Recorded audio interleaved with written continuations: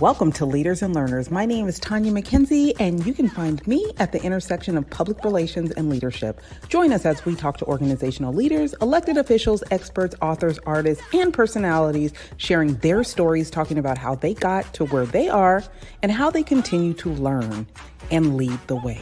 So without further ado, let's get into it.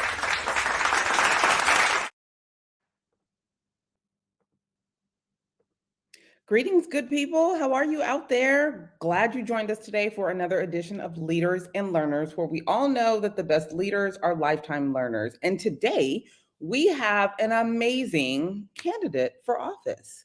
Now, for Redondo Beach in particular, I used to have a separate podcast just for Redondo. But what has happened over the years is many people have decided that they too may have the audacity to run for office. And they want to know what that looks like, how that feels, where they start, what would give someone the audacity to feel like they could actually run for office. We all know that local politics is really where things touch you on a very personal level. So knowing what these positions are that are available to each of us, knowing what qualifies you, how it actually affects your daily life in and out is incredibly important, because we want you to do things like go out and vote, understand what you're voting for, understand who you're voting for.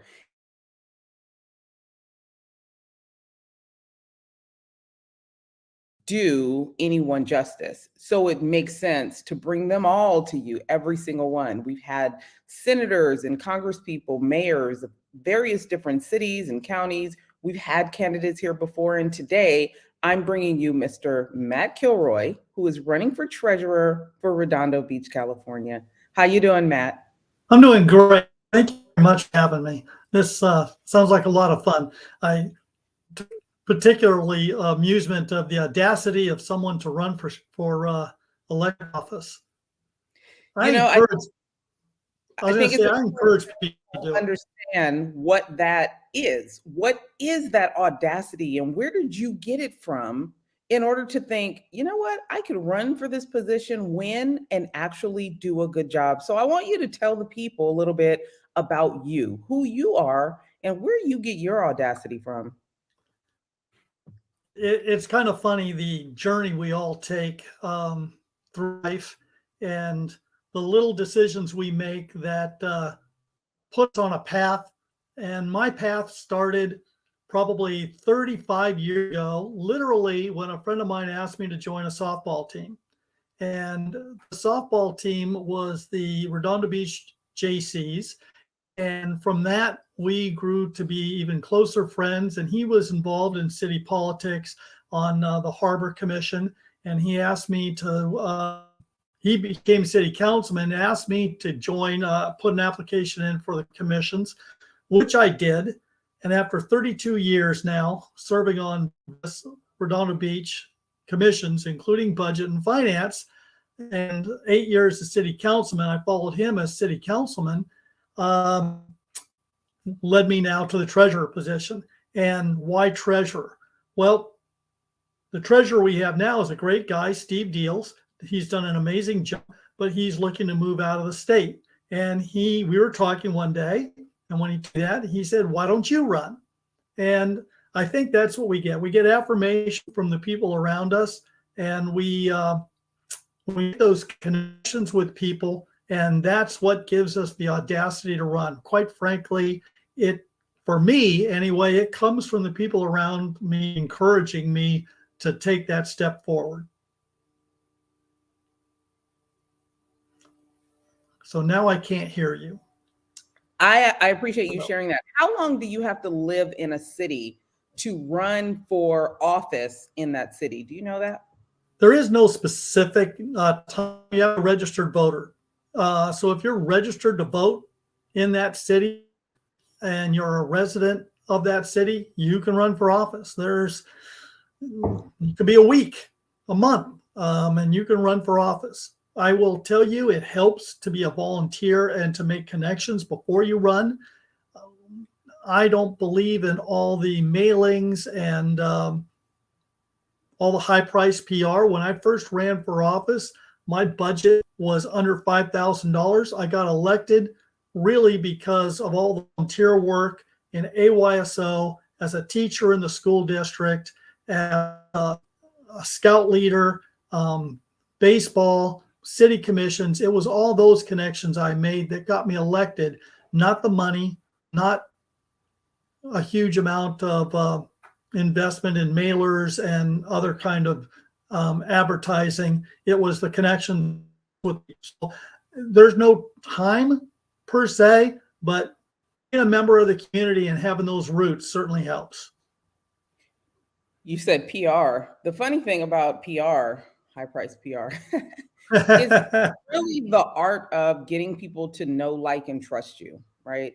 And how much money you spend on it really does not suffice in regards to the good that comes out of it if it's done right.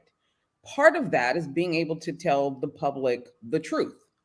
We actually have a body that commissions us. We're not supposed to be out lying and embellishing.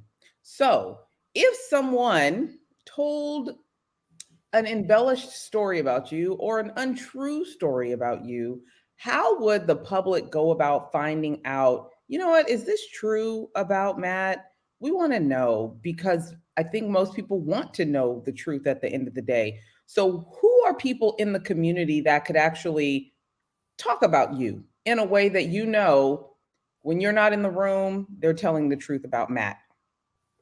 Yeah, bring up a great point with regards to the marketing aspect of it. And maybe I probably didn't state that quite as well as I should have.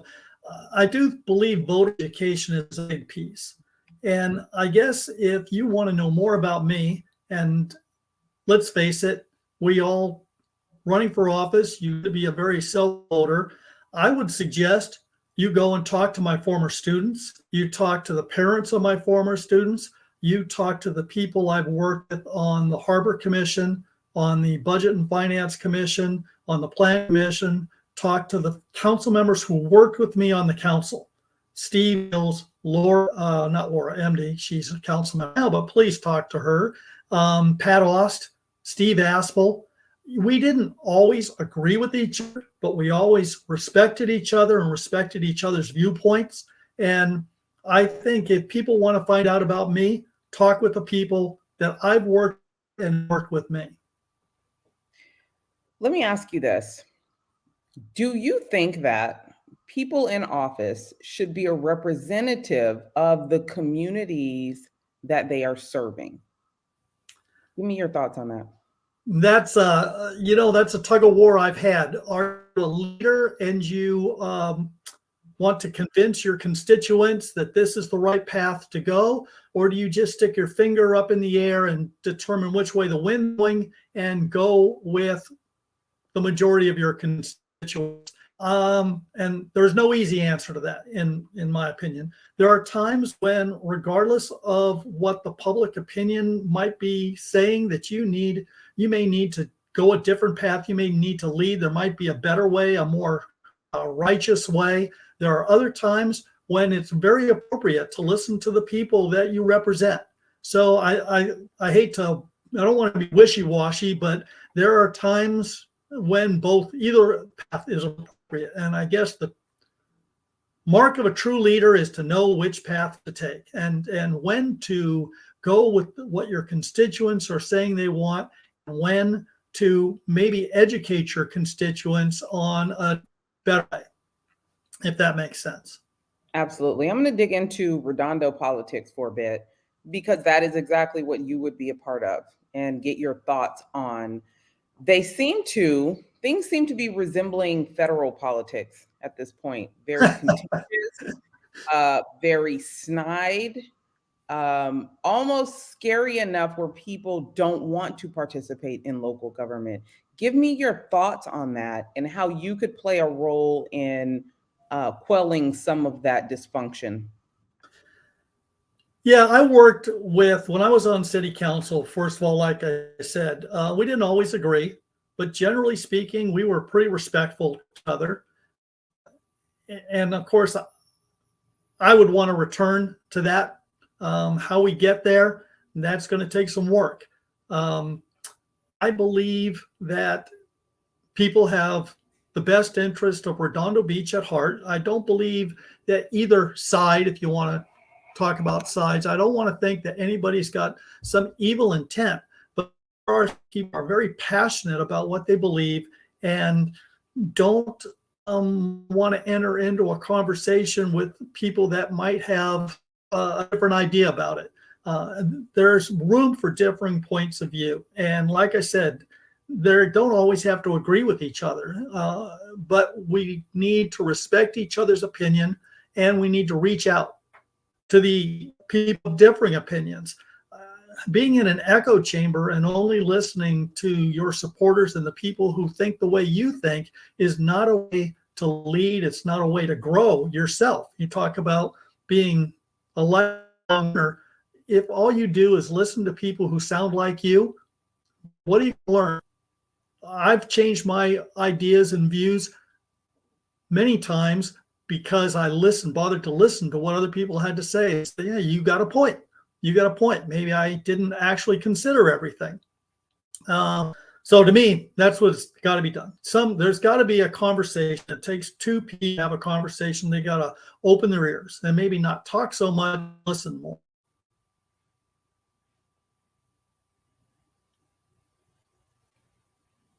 You've been here long enough to see the visual change in Redondo Beach. I have been here about 9 years now, and I've heard a lot of things that I didn't get to see, like what Redondo Beach used to look like. The fact that some people are not happy about the high rises by the waterfront. Even since I've been here, African Americans were 1% of the population, and now they're up to like 3.5%. Not everybody's happy about all these changes. I want you to talk to me about the changing dynamic of Redondo Beach that you have seen and some of the things maybe you're not so happy about.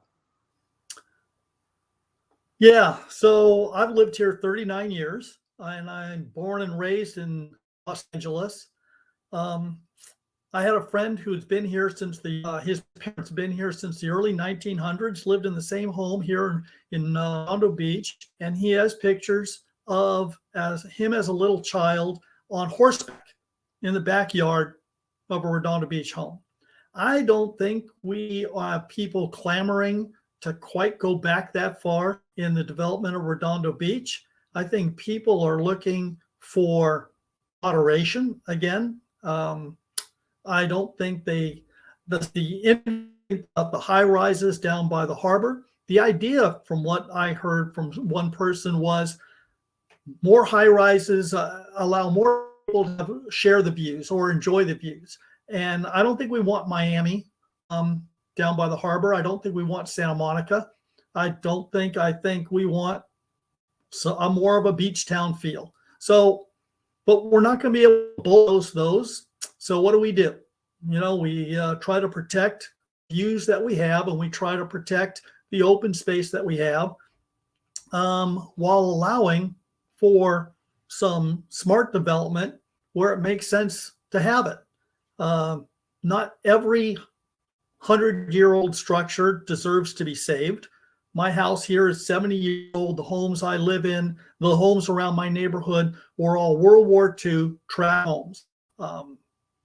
Most people have modified them, changed them,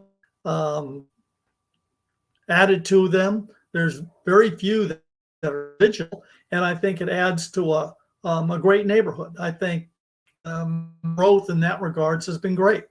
I think the growth in a lot of places in Redondo Beach has been positive. I do think we need to be respectful of how much Redondo Beach can really absorb. And we need to put growth in smart places and control it. But the biggest issue people have, I think, is traffic, right? So it's kind of getting out of the treasurer's purview, but getting kind of like back when I was on city council.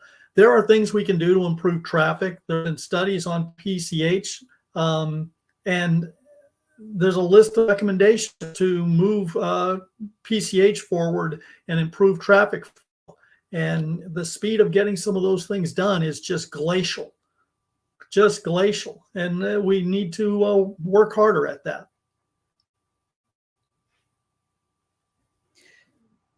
One of the thoughts that comes to mind when people say traffic, just from someone that's from a larger city, I see traffic.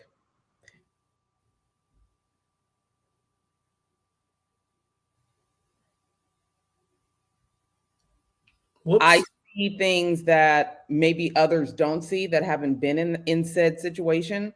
So I'm not exactly sure how to balance that out for someone that's maybe not from here, right? When I go to other beach towns, my husband and I and our family, and we don't see a lot of traffic, we also know if you get hungry at 10 o'clock, you might not have nowhere to eat. There might not be a shop. They roll up the sidewalk. Right, the whole thing. So there is a balance to no traffic and some opportunity, some action, something to get excited about, especially because we are right between other cities that do have excitement, maybe a little traffic, but a lot more fun and opportunity. So I don't know that there's that balance to it, but even though it's outside of the treasurer's purview, we're just helping people get to know who you are as a citizen and as a candidate. How do you balance what's good and what's bad? How do you balance what's profitable and what might be sedentary when it comes to the budget? Because when there's no traffic and no opportunity, that also means there's no profitability. Yeah, so I'm a serve on the General Plan Advisory Committee right now. And one of the focuses that we had in looking at possible zoning changes in the city was providing more places for office space and for tech centers. Right now, a majority of people traveling through the city of Redondo Beach in the morning are heading around. Where are they going? They're going to El Segundo. They're going to the airport. El Segundo's population shifts from 20,000 at night to 80,000 a day. It makes more sense to have some of that work area, those jobs located closer to Redondo or in Redondo Beach to reduce traffic.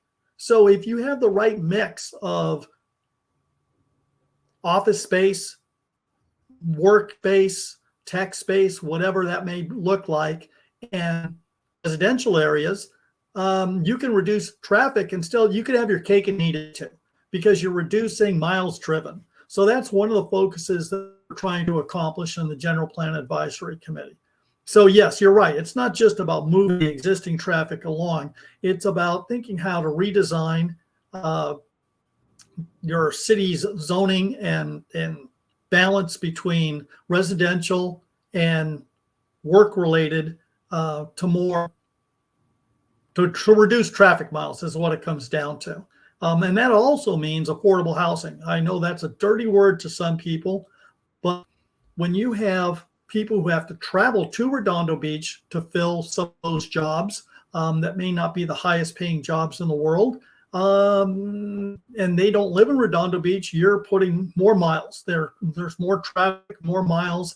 And by having affordable housing, even if it's a place for our teachers to actually live, how many teachers can afford a place in Redondo Beach? You can actually build affordable housing, and you can limit who gets to live there by their job, their profession, and work. So you can sit and say, we're going to have this affordable housing here, and you have to be an employee of the Redondo Beach School District, or you have to be an employee of whatever. You could do Manhattan, you could do the Beach Cities school districts. It's a place that would reduce traffic overall. So yeah, you can have your cake and eat it too if you do smart planning. So I actually learned a lot about that in GPAC, understanding what affordable housing could look like here. And even though it makes sense to say, hey, it would be great if our teachers actually lived where they teach, or our police officers could live where they serve, there are still those that are anti anything affordable. What that's all about, I never understand. But I did also visit a city like Carson, who has a complete development just for their military, okay, for their vets. that live in that city. I thought, man, how amazing and honorable is it to have an affordable development just for people that have served or are serving our country. What is it about that word? I mean, I guess for some people, affordable housing just sounds like Section 8 to them. And maybe that's undesirable, but there are people that need help, right? How do we deal Yes. with our citizens that might need a little help, still good people, and want to live in Redondo? We have our homeless population that we're now taking care of. It almost seems like we got the homeless population, well, we're taking care of them. And the wealthy, they're going to be great. But the people in the middle, maybe they just, maybe the people in the middle just need to go somewhere else. That's kind of what it's starting to feel like. Tell me your thoughts. So you bring up a great point. One of our biggest employers around here is the LA Air Force Base.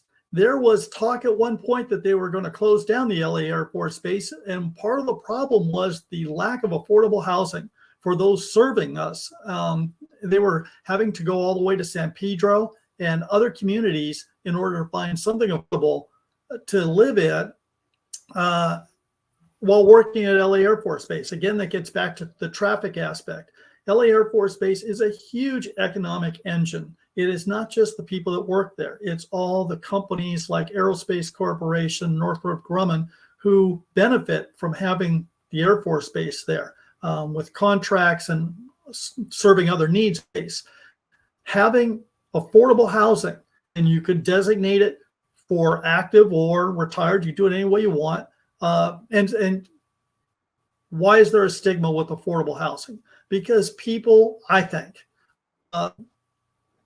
view it as, if you ask them to look at pictures, which ones are affordable, they would look at the old projects, right? The projects in the major cities, New York, Chicago, Los Angeles has them, the projects that were built in the 60s and 70s. And that's, I think, in their mind, I'm kind of speculating here, as to what their view of affordable housing is. Affordable housing really has quite a bit different definition in California. It basically says there's different categories of affordable. Generally speaking, it's got to be priced at the lower 25% market. And so that's the market of Redondo Beach. We're not talking about slum. We're not talking about anything that looks bad. We're talking about something that is just maybe on the smaller size. It's not 3,000 square feet. It's 1,500 square feet. And the rent or the price is on the bottom side, the lower side of prices in Redondo Beach. That's all we're talking about. So there's a need place for affordable housing in Redondo Beach. And the homeless issue is another of that, right? But of course, what we want to do in the homeless aspect of it is we want it to be a transition. We want to move them in. 1/3 of the homeless population probably is going to be a hard nut to crack. But there is that at least 1/3 that if you give a leg up, if you give them a path forward, they will become productive members of society. And so you're looking at providing that transitional housing for them, give them step up, to get them started on the road of self-sufficiency. We're not talking about trying to house every homeless person in Los Angeles. We're trying to be compassionate and give the people who are looking for it that first step forward. And I think we had a start on that, and I think we can continue with that. What is the job of the treasurer? And now we get to talk about the treasurer. Okay, the number one job of the treasurer is to be the watchdog for the taxpayers' money. That's your money. Treasurer is going to be looking at how the money is spent. Redondo Beach has a lot of different accounts, and they can't be mixed. There are some that are specifically for instance, picking up trash, what they call solid waste fund. There are some that are specifically sewer related. Your taxes, you have a special sewer assessment, and that money goes into the sewer. That money can only be spent for that. So there's a lot of different accounts. And one of the things the treasurer's duties are to make sure that money is being appropriately for that specific purpose. Things aren't being commingled. We have a set of policies and procedures that we adhere to. I think from my point of view, I want to make sure that the public is more aware of that. Right now, the information's out there, but the public has to go digging for it. I'd like to be a little bit more proactive in how that information is presented to the public. So let's get back to the education component. I think our treasurer now has done a fantastic job of in the treasurer's office, a very efficient and cost-effective organization. And he's done a great job at protecting the city's money. So I just want to move that needle a little forward and work on the education aspect and presenting that information out there while maintaining the same vigilance with regards to protecting taxpayers' money and making sure the money isn't unwisely invested or handled or mixed in with other pots of money that it shouldn't be mixed with. So all kind of parts of what the treasurer is responsible for in Redondo Beach. Okay, so I read an article last year, two separate articles that stated that Redondo Beach, the city that you're running for treasurer, was on like the top 10 of California cities that are having financial issue. Okay, but I have also heard that our current treasurer is amazing. How do we balance the two? Yeah. Tell So it's interesting. I was on city council. We probably ended up on list depending upon what you looked at. If you only look at what our reserves are, our reserves by policy, we keep 12%, 1 month reserves, I believe is the number that has always been put aside. But it doesn't take into account the fact that we have, by policy of the city council, set aside reserves for vehicle replacement. We have a separate vehicle replacement fund. We have a separate fund where we kind of prepay our public employees retirement system money. We have an emergency building fund where we've got money. So if all they do is look at the one reserve we have for money without really looking at these other accounts that we have, then they don't get the full picture of the state of financial affairs of the city of Redondo Beach. That's one aspect that often gets overlooked when outside people are looking at us with regard to our financial stability.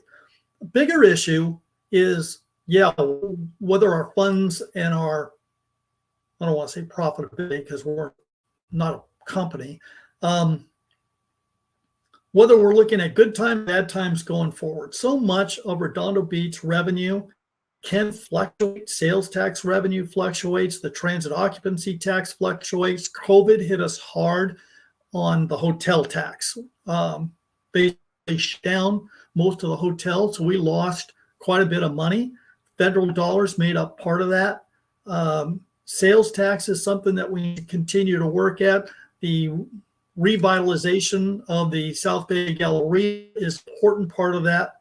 When I was on council, we opened up 3 new hotels, which really took a little bit of revenue to start actually hitting the books from the transit occupancy tax, but has really been an incredible support for Redondo Beach in the last 8 years. Having that revenue come in that we when I was on city council 8 years ago.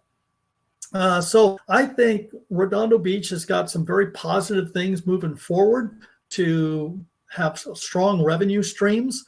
But there are some hurdles we need to watch out for at the same time. PERS retirement's probably the single biggest kind of, I don't want to say unknown expenditure, but it can kind of vary, and it's expensive. So we pay, as an example, your public safety, if you are, for every $100,000 in salary you have public safety, you are probably paying in the neighborhood of $70,000 to $80,000 in pension right now.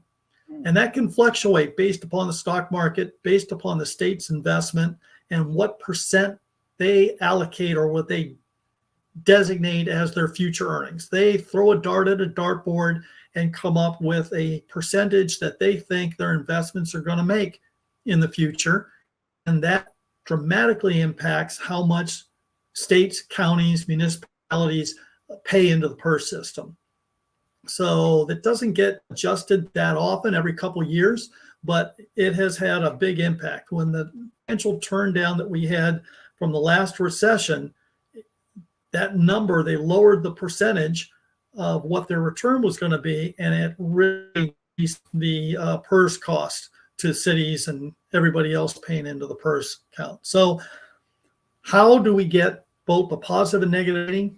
Yeah, so the negative side, they don't look at the whole picture. They don't look at all the various money that we've got put away for rainy days and the different account we have to spread out our costs evenly over a period of time.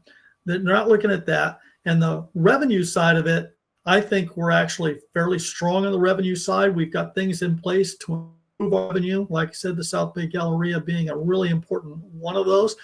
I think the hotel industry is bouncing back. We took a big hit in COVID. So I think we're very positive going forward. And I think Redondo Beach is probably one of the better financially managed cities in California. I've seen both sides of the lists, and usually when we come out negative, it's because they've overlooked something. Matt, you have a lot of knowledge about what's going on financially in this city. What do you do as a profession, and how do you know so much, and why don't the rest of us? I am one of those guys who enjoys going over numbers and going over. I had a reputation when I was on council, a reputation through some of my other activities of being very detail oriented and scouring financial sheets for irregularities and for things that just didn't add up or make sense. I've served as treasurer of AYSO. I've served as auditor in the PTSA organization. I had a reputation on city council of looking at financials and looking at numbers that were given to us by staff and finding things that literally maybe didn't add up or didn't quite make sense. So I've always enjoyed it. Professionally, I'm an engineer by degree, and I subsequently, after 20 years in industry, got my teaching credential, because the only thing better than learning about science and engineering is teaching it. And so I had a frankly great time teaching in Redondo Beach School District. Number of relationships with the kids and their parents, and still to this day keep in touch with quite a few number of students of mine. Yeah, so I guess that's where it comes from. I love that. We have an amazing school district here. We just got a new superintendent. We'll absolutely miss Dr. Keller, but we are on the right track when it comes to education. Tell the people, if you understand the difference, which I'm sure you do, why the education system and the city don't mix. They are separate. Why is that? Why is that? I guess it comes down from the state, but the funding, the major funding for school districts pretty much all comes from the state. Redondo Beach is blessed in that it has a lot of, school district has a lot of surplus property they revenue from because of long-term leases. But generally speaking, for most school districts, the funding is all from the state. Why aren't they the same governing body? Probably have to ask somebody else. I don't, but they really do have kind of different missions when you think about it.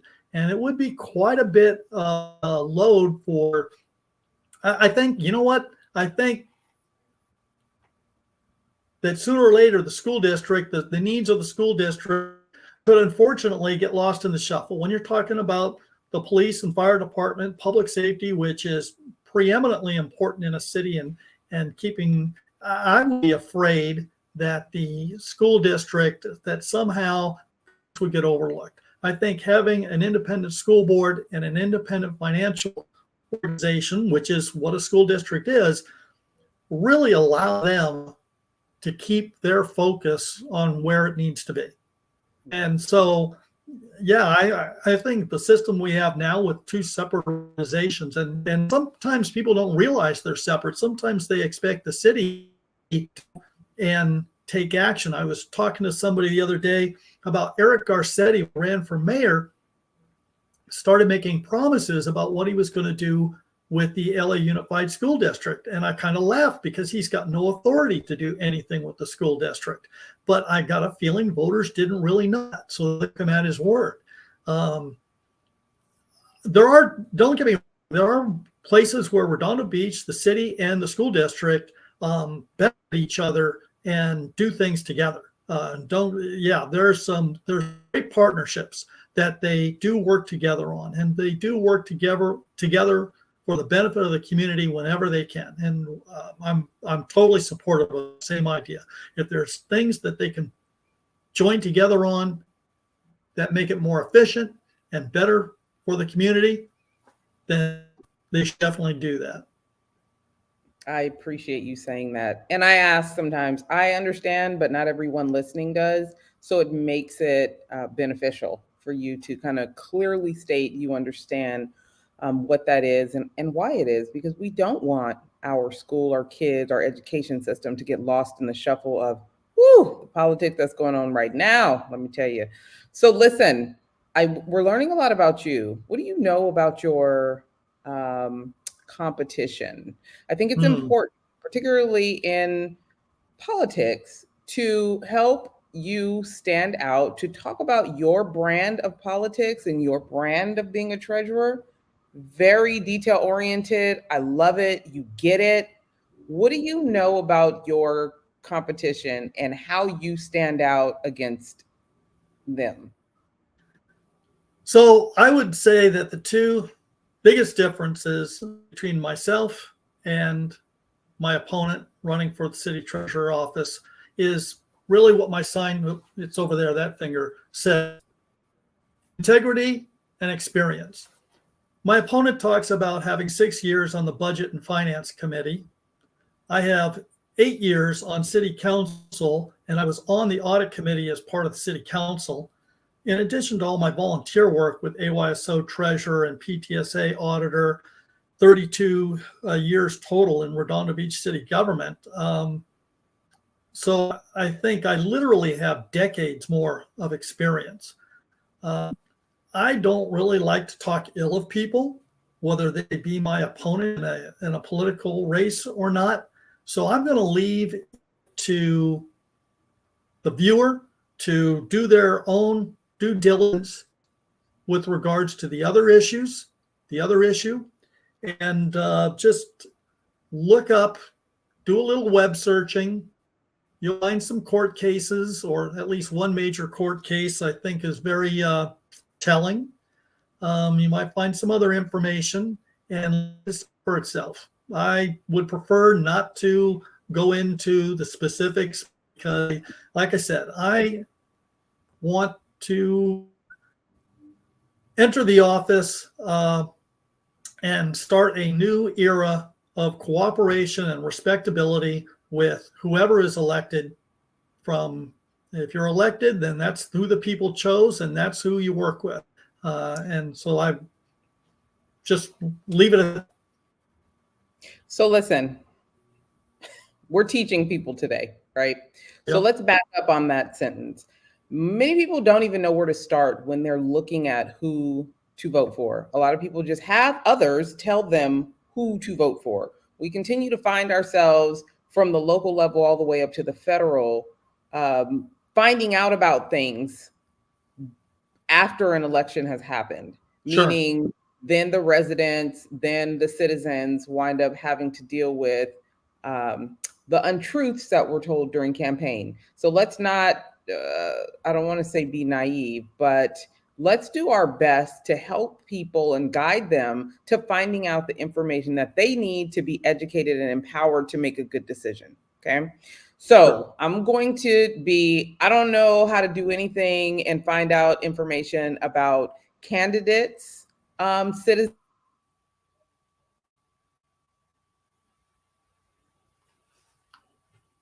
I just lost track. This is how you find out more information about who to vote for treasurer and who not to vote for treasurer, because it might cause some problems here in the city. You, in particular, someone that knows the current treasurer, and hopefully I'll get a chance to talk to him about the legacy that he wants to leave.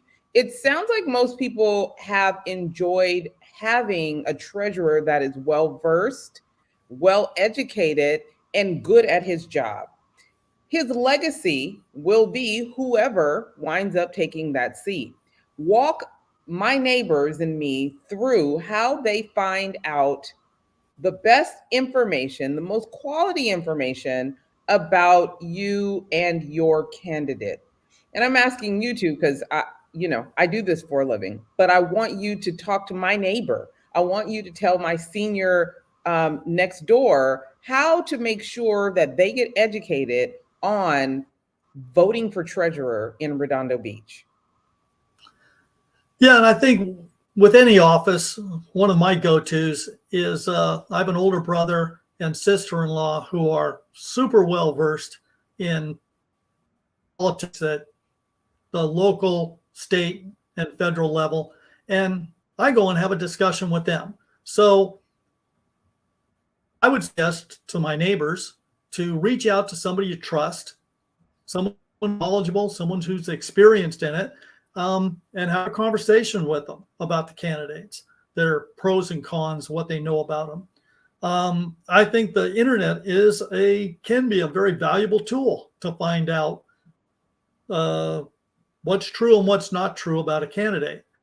I invite anyone who wants to drill down with regards to my qualifications or with regards to my integrity to reach out to, like I said, the people I've worked with and the people who I know and people I don't know.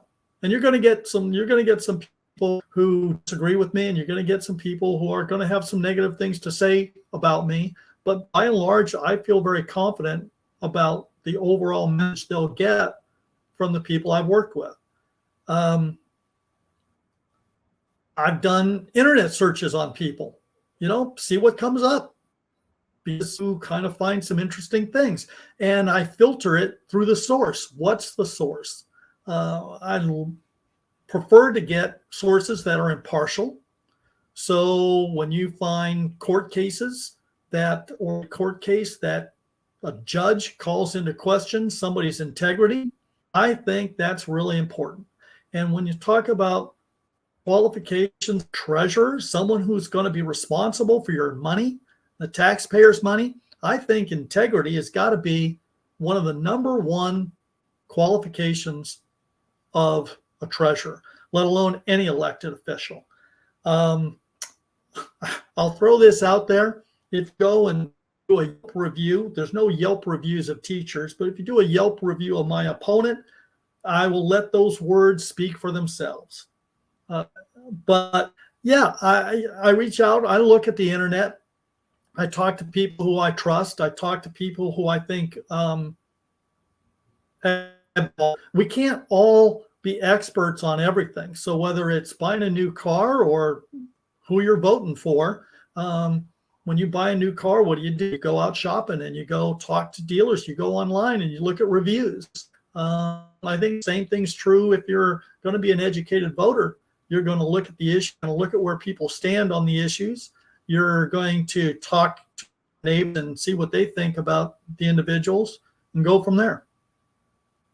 Politics seems to be very cliquey, right? Almost slightly sometimes, meaning you're beholden to a certain group. So it's groupthink in your decisions. I want you to talk about your ability to be independent, or if you have a PAC or a group that you all support, like tell me about independence, where you stand and how you feel about that.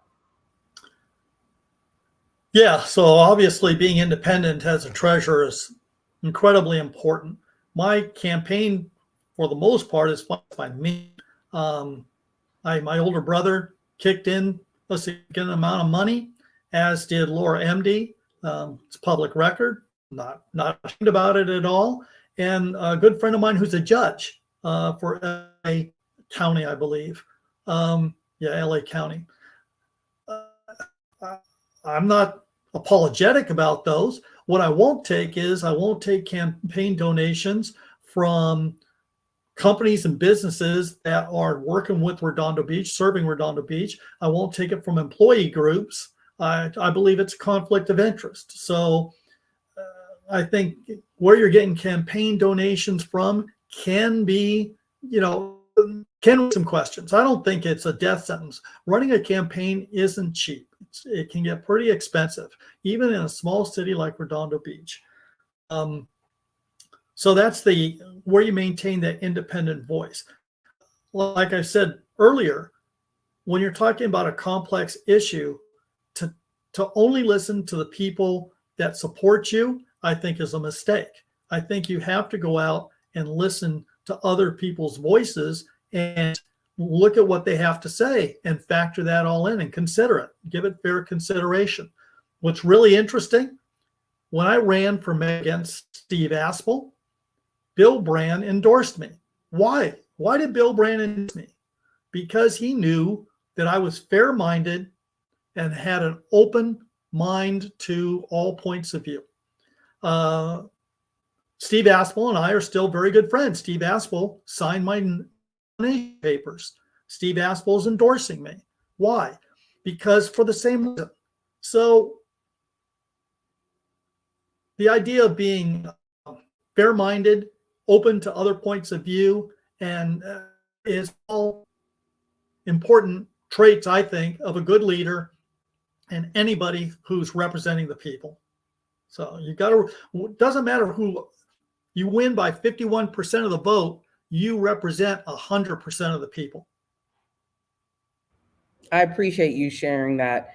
Now, with everything that you've said, for those people that want to support you, give them the info where they can go support you financially or with volunteerism, because this is a heavy load to lift and you shouldn't have to do it yourself. Yeah, and I've had a tremendous group of people already helping me. If you go to the little ticker at the bottom, my website, there's an endorsement page. So you can send me a message. There's a contact page, and you can just write me a short note on the contact. And if you want to be included on the endorsement page, there's a donation page. If you want to donate funds to my campaign, any amount is deeply appreciated. Like I said, it's not cheap. My wife has given me a budget, and it's very easy to exceed that budget very quickly. But yeah, so I've got kind of my thoughts with regards to being treasurer, some things on experience. You've got my endorsements there, and donation and a way to contact me if you have other questions or ideas. Be glad to hear them. I love it. I appreciate you taking the time to spend with us to help us get to know, like, and trust you while you're on this campaign trail where we know it's not easy.